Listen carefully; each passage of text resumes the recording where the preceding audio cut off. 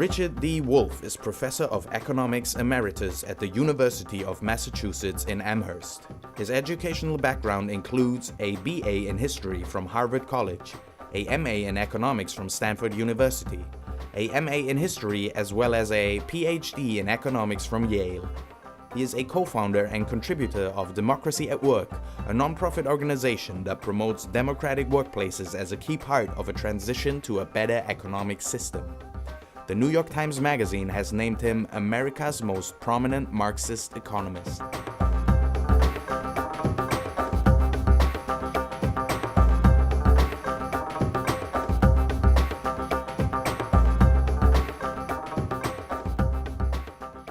Yes, this is a good question, and it's very, very old, in Christian theology, and also in the theological debates and history of other religions, but it's particularly true in Christianity.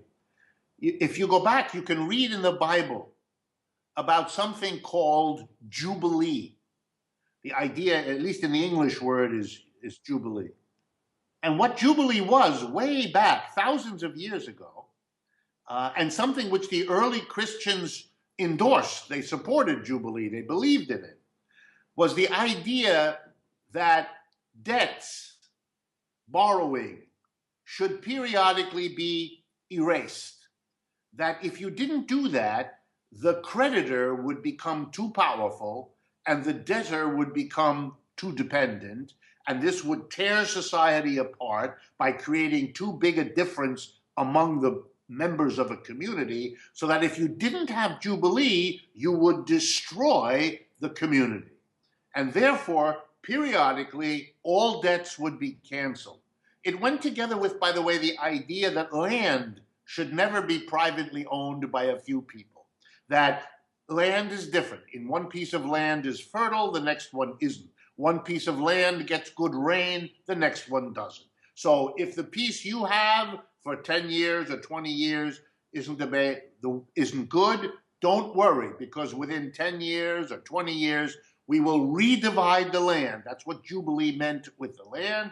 And that way we make it fair. We don't condemn future generations who have no blame for the fact that their grandfather got the wrong piece of land at some earlier point. And the notion of fairness and justice meant Jubilee. Well, the problem with that is it's not consistent with the desires of the creditor. The creditor who makes loans wants to become wealthier by making the loans. He doesn't want his effort for 20 years or for 10 years to be undone by Jubilee. So debts were an issue that was fought out over 1,000 years, how to handle that. As late as the 12th, 13th, 14th century, if you go back and you read Thomas Aquinas or Augustine, you will learn that the Roman Catholic Church opposed usury. What that meant was the church said borrowing money at interest is a sin against Jesus Christ. It is the opposite of what a good Christian should do.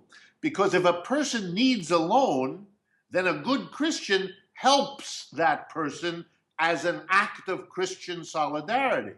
To take advantage of another person's need by charging interest was discussed by the church as an anti-Christian act. And so it was outlawed.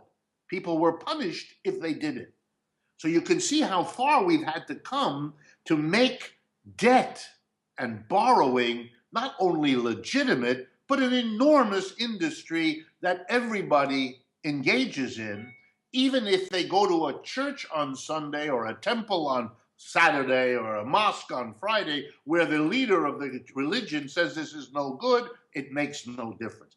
Debt became part of how capitalism in particular, even though it's older than capitalism.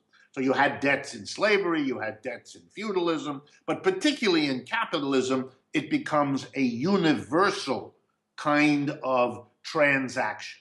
Right? So that's the first thing. Number two, there's no limit to who can borrow and who can lend.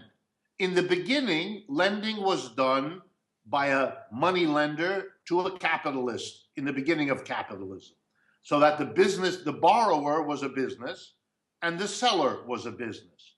But it very quickly became clear that you could lend money to a government, you could lend money to a pre-capitalist enterprise, such as a slave owner, such as a feudal lord. And then eventually, in modern capitalism, it became clear that you could also lend to the working class. In fact, in the last 40 years, lending to the working class has been the most profitable new way to make money for lenders. Before, they could not justify it because the working class had no security to give. You didn't lend money to the working class because it was too risky for a lender to do. But we have developed new techniques, for example, to sell a home to a worker and then give them a loan with the security of the home. So if they don't pay back the loan, the bank takes the home.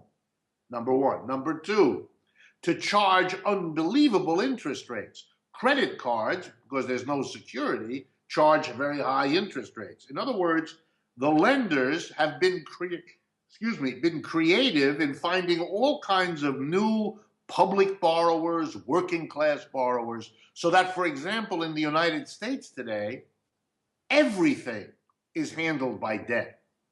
If I walk down the streets of New York and I'm thirsty and I stop and want to have a little bottle of water, I walk into a store, I get a bottle of water, and I hand them a credit card, which is a way of making a loan.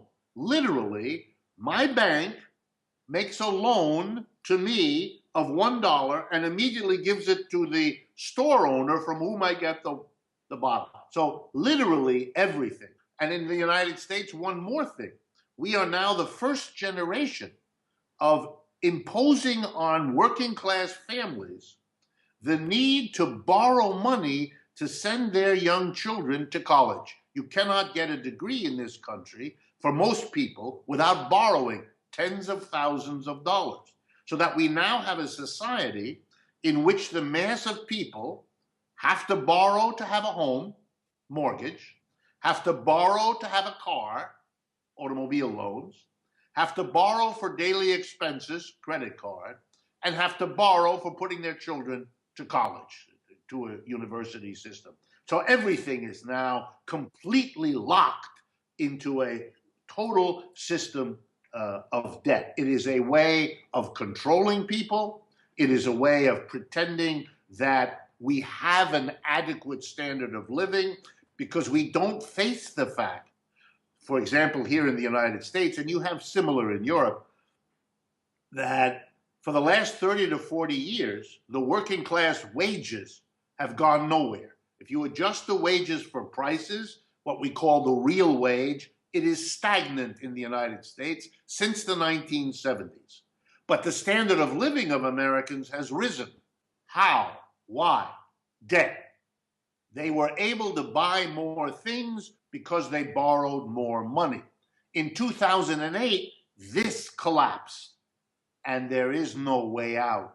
That's why the crisis of 2008 is with us, because no one is going to pay workers more money. They don't have to, they won't. And no one is now going to lend them anymore because they can't pay it back.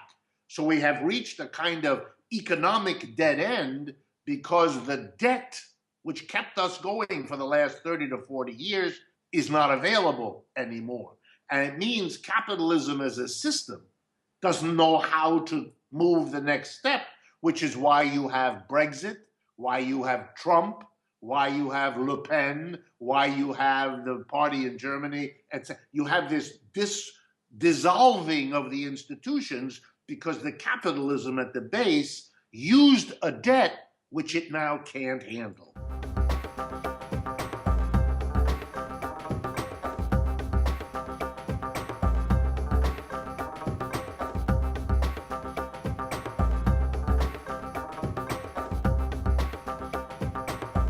Well, they get two things. You're absolutely right. They don't want it paid back.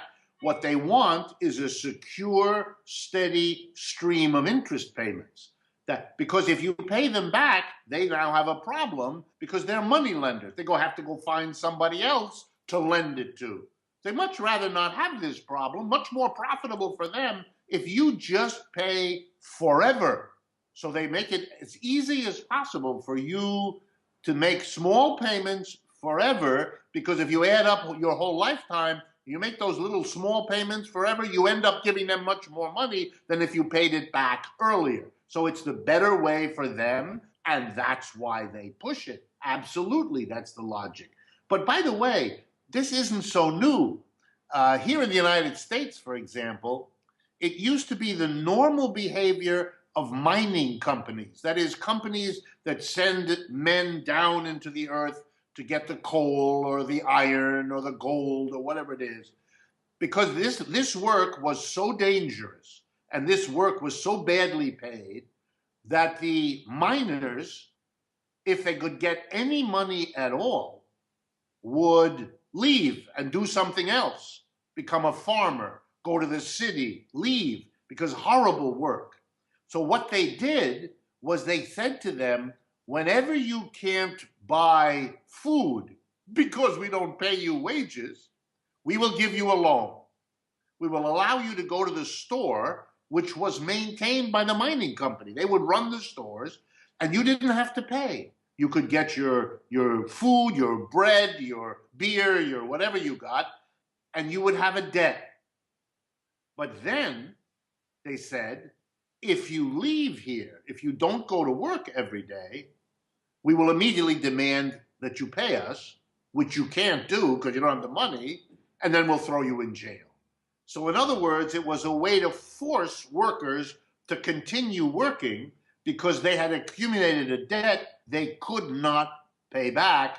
And so you basically could say to them, either you work for me or we imprison you, which was illegal to do directly, but in this way it could be done.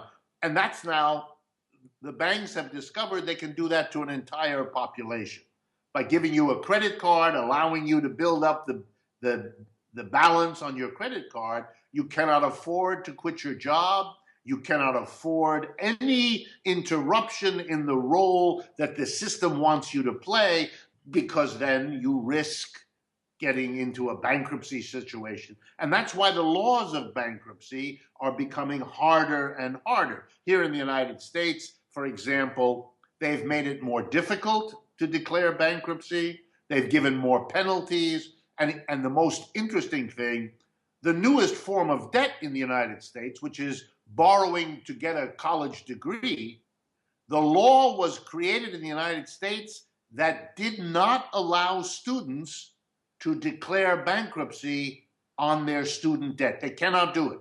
You can declare bankruptcy on your credit card debt, on your home debt, on your car debt, but you cannot, you have no bankruptcy protection for your student debt, which means that the young student population is the most hobbled by debt of anyone in the society.